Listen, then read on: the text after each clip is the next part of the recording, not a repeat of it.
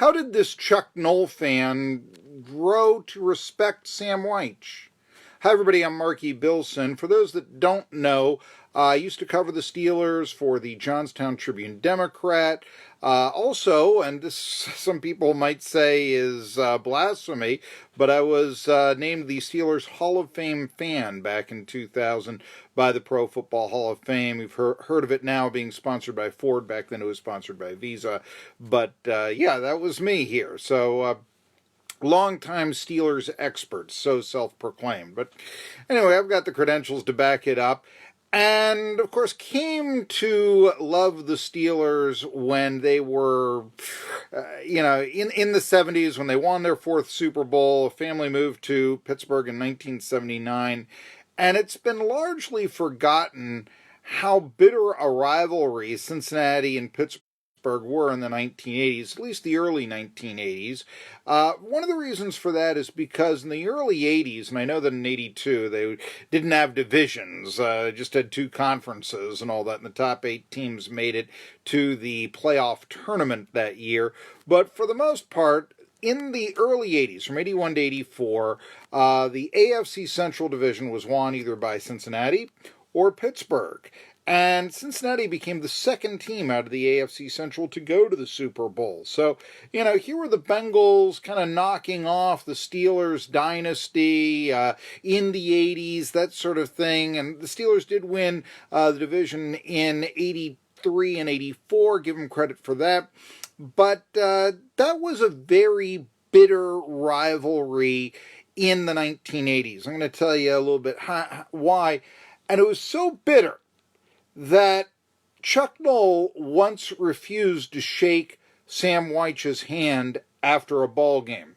See, Sam Wyche, who took over the Bengals' reins as head coach in 1984, and he passed away last week at the age of 74, was best known for his mouth. I mean, his most famous quote came, I guess, during a Bengals-Seahawks game in Riverfront Stadium, where some people were throwing things onto the field or whatever. Someone got the idea, let's give Sam Wyche, let's give the coach the microphone to get him these fans to stop. And he famously said, you don't live in Cleveland, you live in Cincinnati, quit doing this, that sort of thing.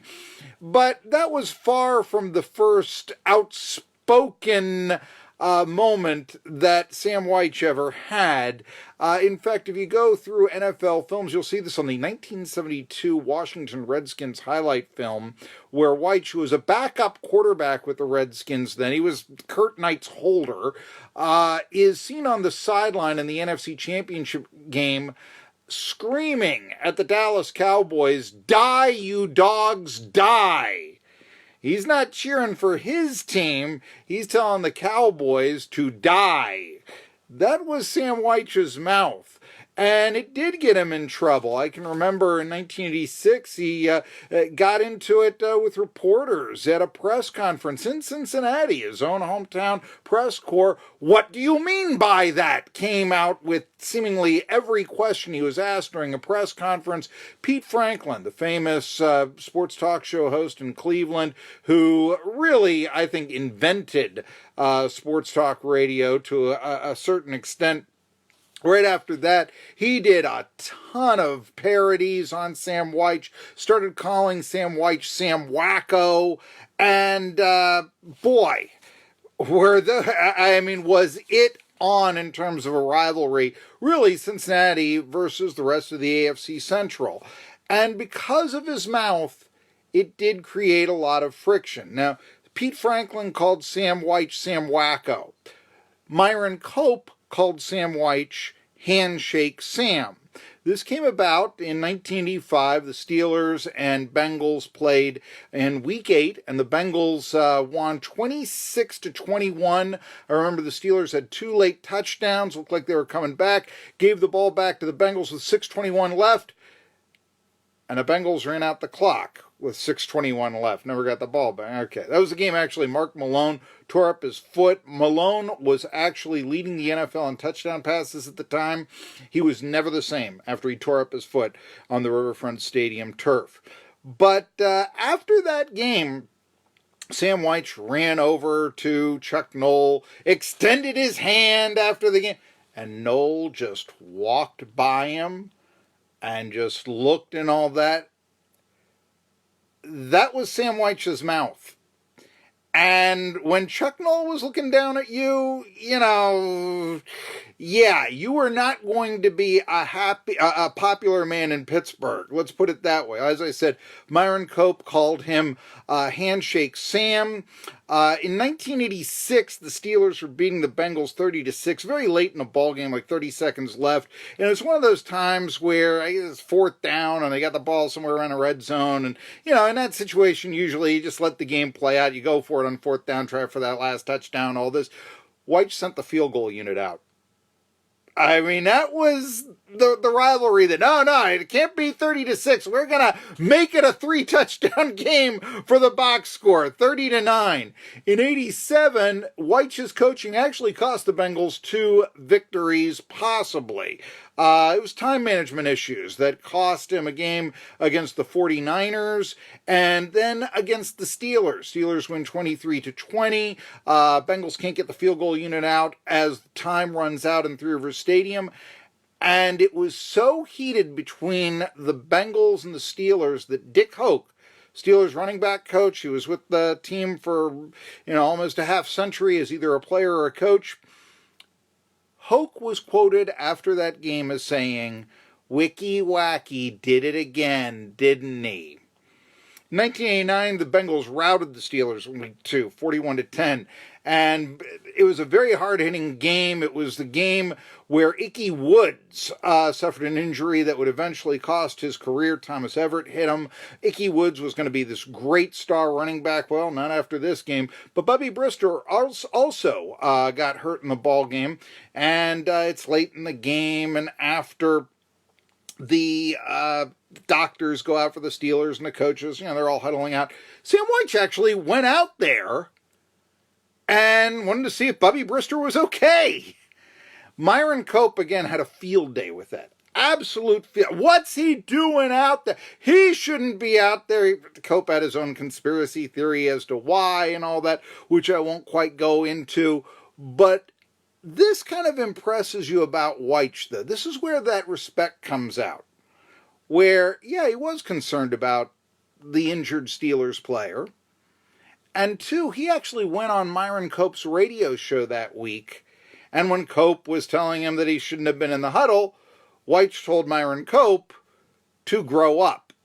Well, that didn't make my respect list for Sam Wyche, but I'll tell you what did. In 1988, Sam Wyche decided to pair off roommates with the Cincinnati Bengals based on race. In other words, he made sure that whenever possible, a white player would room with a black player. He didn't want any racial bigotry on the Bengals or any, racial cliques, that sort of thing. And you know what? It worked, because the Bengals went to the Super Bowl that year. I've been a minor league baseball play-by-play broadcaster. I've traveled with the teams. I've seen managers who assign roommates and such. And many times it is done with, these are 2 guys from the Dominican, these are 2 guys from Venezuela, here are 2 white guys, and it really breeds cliques. Sam Wyche, and this is why I grew to respect him, he realized that stuff was for the birds, and he helped bring his team together and overcome any racial boundaries that might have occurred. Now, again, Sam Wyche, Chuck Noll were very different coaches. Sam Wyche liked trick plays. The Bengals beat the Steelers in 86 on a fake punt. Noll, he liked to run trap plays on third down, all right? But somehow, some way, over the years, Chuck Noll and Sam Wyche may have gotten over their differences, because 1991 was, respectively, the last year that both Noll coached the Steelers and Wyche coached the Bengals. And in their penultimate game with their respective teams, Three Rivers Stadium, the Steelers beat the Bengals 17-10. And then, after 6 years, Noll and Wyche, bygones be bygones, shook hands. Hey, after all, they both played for Paul Brown, right? All right. And that also, I mean, the breaking of racial boundaries, and yeah, finally Knoll and Wyche burying the hatchet, came to respect Sam Wyche.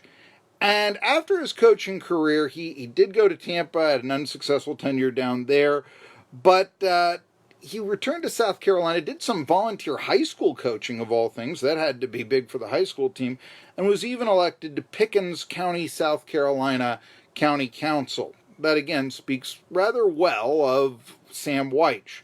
Wyche is one of 3 quarterbacks from the Southern Conference to play in the NFL. Wyche was a backup for the Bengals in the late 60s, started the first 3 games of the 1970 season, was replaced, But Sam Wyche from Furman, Chad Pennington from Marshall, and Devlin Duck Hodges from Samford, the 3 quarterbacks who played in the NFL from the Southern Conference. So Sam Wyche was originally a guy, handshake Sam, couldn't stand him. In time, he was an adversary that you grew to respect. I'm Marky Billson.